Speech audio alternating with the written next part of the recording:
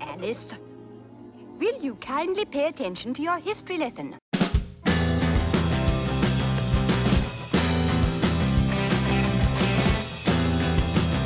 Hello everybody, welcome back to the channel and welcome to another Historathon video. So this is an update video, but it's like more suggestions for books because most of the tone of this video isn't what I've read, but what I'm planning to read and what I've got out of the library and what I've found in shops and stuff like that. So I did recently blow the 25 book challenge out of the water. So some of them are new books I've just bought last week after I did that. So that's really cool because I found some really interesting finds. And there's a bunch of stuff that's taken out of the library. But I was also going to talk about what I've been reading for this first quarter of the Historathon. So if you're not sure what the Historathon is, I'm one of the co-hosts as well as a bunch of others. And the other co-hosts have been putting some amazing videos up on what they've been reading, which is really cool. So I'll link some of those videos on this description. But it's headed by Vin at Revenant Reads. And he's thought of this idea, which is a really great idea, where we split the year into quarters. And the first quarter, so January, February, March, we're looking at ancient times. So from prehistory up to 500 AD. And then the next quarter, the next 3 months after that, we'll be looking at from the year 500 to 1500. And then after that, we'll be looking at from 1500 to 1820. And then the last 3 months of the year, we'll be looking at modern times, 1820 to now. So probably lots of 20th century stuff in that bit. But I've got some plans for that as well. So it's been a really interesting thing to get involved with. And if this is the first one you've seen like this, then have a look at my other ones as well, because some of it will be mentioned, but some of it won't. But I'm just going to talk about what I've been looking at so far, and I'll talk about the other things I'm planning to look at. There's loads. So because of the prehistory idea, I thought it'd be nice to have a look at evolution, and obviously sort of pre-human history, and just have a look at some more scientific books about evolution. And I've been reading an encyclopedia of evolution because that's quite cool, because I've had it for quite a while but never really looked at it. So I've been looking at that, and that's been really interesting. So I'm going to go over some of the interesting things I've found out from that encyclopedia in another video. And I could show you that book, but it's over there. And if I go over there, in the room that it's in, I'm going to end up knocking these books over, knocking this table over. It would add another 15-20 minutes onto what I'm doing, because all of that means that I'll probably fall over as well. I'll probably gash my knee. I might even fall so badly that I smash my head open. It's quite dangerous over there in that part of it. There's like a few edges that, knowing my luck, I'll probably end up in hospital. So I'm not going to do that. I'm not going to grab that book. I've got all these other books to show you. So the Encyclopedia of Evolution is over there, and it's really awesome, and you'll have to imagine that. Maybe I'll put a picture up. Here you go. Jim. Anyway, what else have I been reading? So I've been reading this, which is a really, really good book. Really good book. I will be talking about that same time as I talk about the other things when I do my little wrap-up of what I've been reading for the Historathon so far. I'll do something in March that's about this period. But it's a really good book. Definitely recommend it. Really detailed and interesting and well-researched. So, Battling the Gods, Atheism in the Ancient World. I've started this, which is quite a famous book, Mary Beard's History of Ancient Rome. So this gets referred to a lot. So I think anyone that's interested in ancient Rome would probably want to read this. So I'm reading through that as well. So that will go through to March. And I don't know how much I'm going to fit in. I mean, I've skipped over this one because I was going to read that as well. And also, oh, that's a good point. Oh, hold on. Because I was going to be reading this as well. So I was going to be reading this, and again, I put that in the wrong room, and I've forgotten that I was supposed to be reading that one. So I might have time for that. I'm not sure. Greatest Show on Earth, Rich Dawkins, all about evolution. We'll see. But there's also a few others that I could possibly squeeze in. There's a really cool book I found on Viking Britain, which it's not massive, but I always read non-fiction slightly slower. So to be fair, that's still a good couple of weeks probably. Don't know. But Viking Britain does look really good, so I'm going to try and read it. And then I don't think I'm going to get to it, but I did get this out. I've had this for ages. Aristotle's Ethics book. It's an old ex-library one, and I wanted to dip into that if I could. But if not, I might do something about philosophy next year. Not sure. But anyway, this is really interesting. So The Darkening Age is one I bought recently, and it's the Christian destruction of the classical world. So this is about how Christianity kind of took over these areas culturally and had a huge kind of impact as it kind of swept through ancient culture. So that looks really, really good. So I do want to read that massively. So that's where we are with the first quarter, ancient times. In ancient times. And then, right, oh yeah, that's just there's a couple of others actually. So this one I got out of the library on ancient Egypt, and apparently when I put it up in the Voxer group, I think it was Sean said that this was a really good one, but I don't know if I'll get to it. Out of all of the books I've just talked about, that's probably the lowest in the list, but not for any reason except the fact that the others take precedence. This does look good. And I did have this, which spans across the whole of the year, the history of Wales. So I was kind of interested in that. I got that second hand. Again, it's quite a chunky one, but I haven't started that one yet. I read a couple of pages while I was on the bus home, but that's about it. So the next bit, the 500 to 1500, is I've got loads of books for this. So I've got lots from the library as well as some that I've just got. So I think it's worth mentioning again, because it's such a great book, that I did mention this in the previous video, The Peasants' Revolt of 1381. These are lots of documents, and they're edited by Dobson. It's a fantastic book on it. It's quite a hefty one, but honestly, if you want a book about the Peasants' Revolt, that's the one to get. It's one of the most interesting parts of English history, and you know, really forward-thinking, incredibly radical group of upstarts that Richard II shafted, because they promised them, he promised them that he was going to have a look at their demands, because he panicked, and then basically trapped them. So yeah, and I got a book about Richard II from the library, and I can't wait to read that, because I do think it's interesting. Again, similar kind of period. I've got a book about 1215, the year of Magna Carta, so similar kind of, slightly earlier obviously than Richard II, but kind of in a similar area. And also in a similar area is The Myth of Robin Hood, and this is a book about the finding the history in it, the kind of factual side of Robin Hood, because it's likely that the legend is based on an archetype, a character that would have been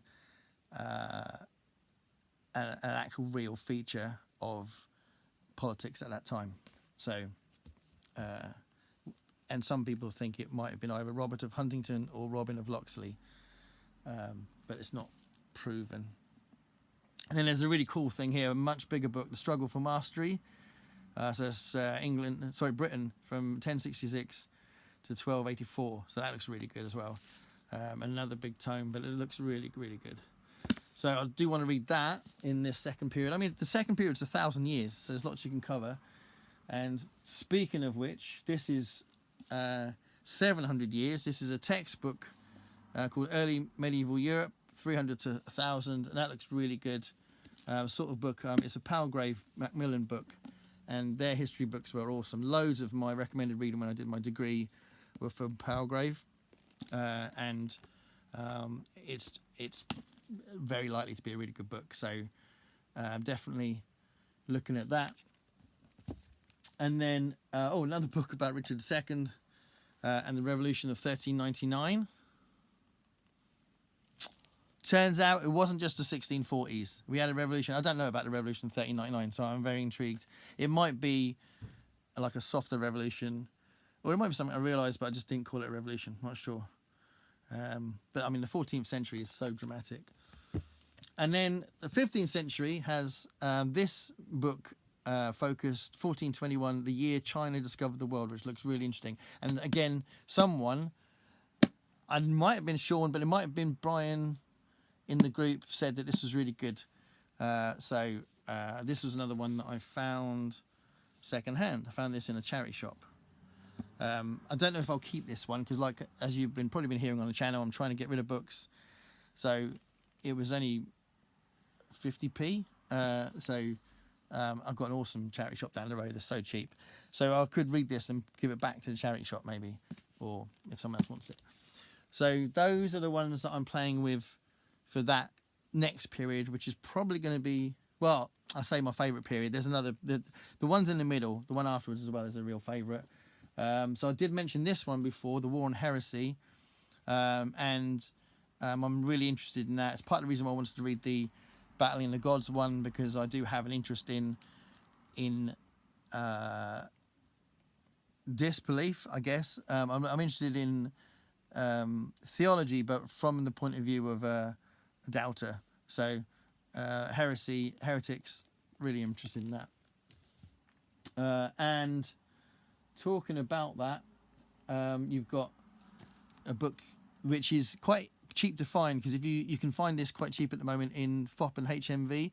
So if you are intrigued by this one and you live in England, then this is quite cheap to find. But I have seen this around a lot, and I've always wanted to read it because I have read quite a lot of books about the witch hunting phenomenon, and I did a big unit on it when I did my degree, and it's really fascinating. So that's another book to add to that. So I'm definitely gonna read that in the middle of the year. And then we come across the last bit. Oh no, I don't. No, not quite. Oh, not quite. Because you've got two other books about the English Civil War. Yeah, so that's not the last bit yet. You've got England's Turning Point by Christopher Hill. So Christopher Hill is one of my two favourite historians. I've got two favourite historians. Christopher Hill's one of them, and he was a bit of an expert on the English Civil War. So find anything by him is going to be great. But if you find something by him about the English Civil War, it's going to be really cool. So this is lots of different essays on the 17th century situation in England, which was really, really, really dramatic. All sorts of things happened in the 1600s in England. And then this is a more recent purchase, as well as a more recent book on the English Civil War. This came out after, as I was finishing the degree. So yeah, I didn't use this for the degree, but I have heard about it since, and I definitely want to read it. And it's got sort of new perspectives on it and stuff. So English Civil War, Diane Purkis, that's quite easy to find in bookshops over here. It's usually on the shelves in Waterstones and that. So that's the third period. And in the last period, I found all sorts of things. So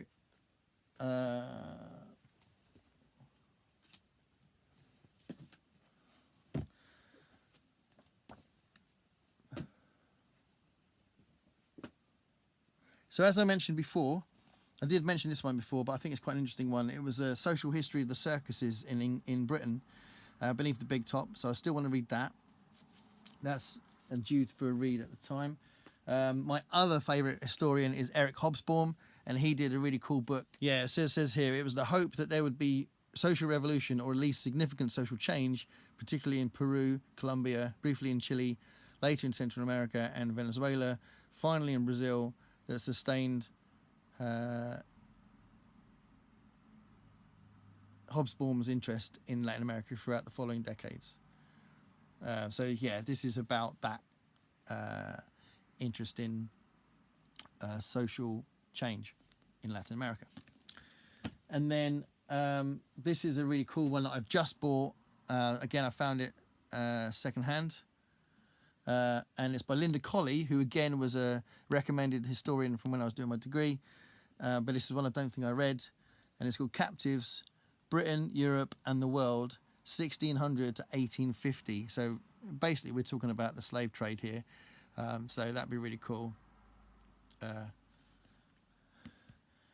And then I found this one, Tragic Encounters, the People's History of Native Americans. So this is one I didn't know about. So I've read Bury My Heart at Wounded Knee, which was due for a reread, to be fair. But this is another one that I found about similar kind of subject. So I definitely want to read that. And then I've also found another one. I've still got the sticker, HMV sticker on it. I've got this from FOP, which is owned by HMV. Jeremy Black is another historian I read when I was doing my degree, so another one that I would trust. And The Brief History of Spain is a very short book about Spain. So you should be able to find that pretty cheap from HMV if you are interested. I say HMV. FOP usually has a bigger selection of books than HMV, but it's the same company. But FOP's amazing. I don't know if you know FOP as a shop, but you can get all sorts in there. But Brief History of Spain is something I'm going to be reading in that period. And then just the last little comment I wanted to make about the fact it's Black History Month this month. And I read Razorblade Tears at the beginning, and I was going to read another fiction book. I was going to read a James Baldwin book this month, my first James Baldwin book. But I was also going to mention a few other things that I was going to include in the Historathon, but I might include this month because of what I've just said. So this isn't really a history book, but it's something that's worth mentioning here as it's the bit I'm talking about Black History Month. And that's the why I'm no longer talking to white people about race. So I haven't sought this book out, but I found it quite cheap, and I thought, oh, I'll get it because it might be really good. And I heard a lot about it. So I'm going to read that. And this is one, I didn't know this at all, but this is a South African author. It'd be really cool if anyone in the comments could tell me something they know about this book, because I found it, as you can imagine, secondhand. You can tell it's secondhand. I bought this in a charity, in an Oxfam shop, and it looked really interesting. And it's like a classic book. It's from, I haven't got my glasses. I think it says 1948, late 40s, and it looks really interesting. So I don't know if anyone knows about that one, but that's another one that I want to try and get to. And then mixed in with what I might read for an event that I'm going to be announcing soon on my channel, which is my new version of Audible August, is The Rise of the Gospel Blues. So I was really chuffed to find this, and I will definitely be reading this soon. The music of Thomas Andrew Dorsey in the Urban Church. Sounds really awesome, so I'll definitely want to read that. And again, it fits with Black History Month if I do get to it this month. And then the one that I've mentioned before, African Europeans, An Untold History. That's another one I want to read. So there's quite a lot of books there that I want to get to. I'm very confident I'll get to a lot of them, but you can see there's quite a lot for me to get to. And if I read about 6 or 7 a month, then with the Ray Bradbury thing I'm doing as well, and with the fiction I want to keep up with, there's quite a lot of books. So we'll see how we get on, because this is stretches of 3 months, so it's not like I've got to rush. The Black History Month is clearly all this month, but I'm just going to see how I get on with that. So there we are. So hopefully I might have shown you some books you might be interested in. It's a really cool event. So yeah, thanks for watching, and see you soon. Bye.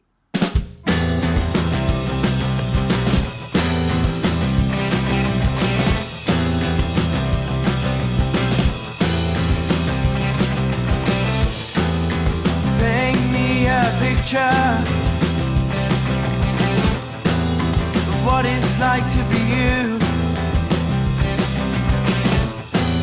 You sit up on your high chair.